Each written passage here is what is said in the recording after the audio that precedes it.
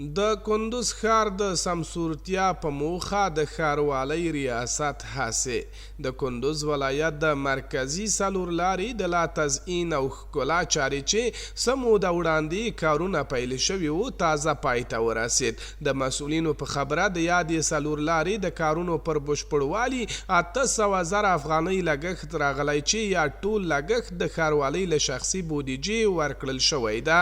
تاسو عملاً د کندوز ښار مرکزی چوک په دې کې کټارې او اشارې هم ولګولې، روښانه هم کړلې او په راتلونکي کې همدارنګه نور هم پروژې پلي کړو او د کندوز ښاریانو نه مو دا هیله ده چې د دې په مراقبت او ساتنه کې موږ سره پوره همکاري وکړي.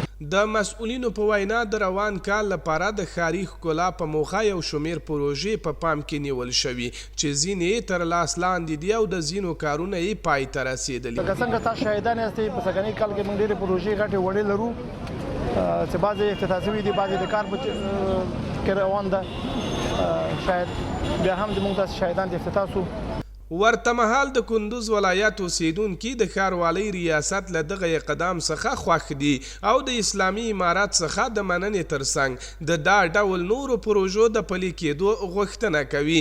دوی زیاتوي د پخوا په پرتله اوس دغه ډول پروژو ته ډیره پاملرنه کیږي. چې تر رالو دغه چوک ترتیب نو برابر، مثلا دغه ښکلاګانې نه وې سره برابرې، دغه کوم اشارې کوم تنظیمات چې سره برابر نه وه صحیح.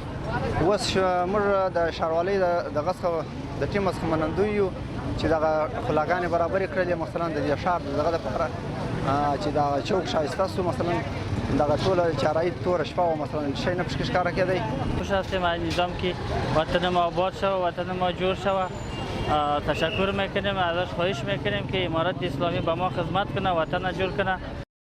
دا په داسې حال کې ده چې تیرو دریو کلونو کې د کندوز ښاروالۍ له لوري په ښار او یو شمېر ولسوالیو کې ځینې نورې رغنیزې پروژې هم پلي شوې وې.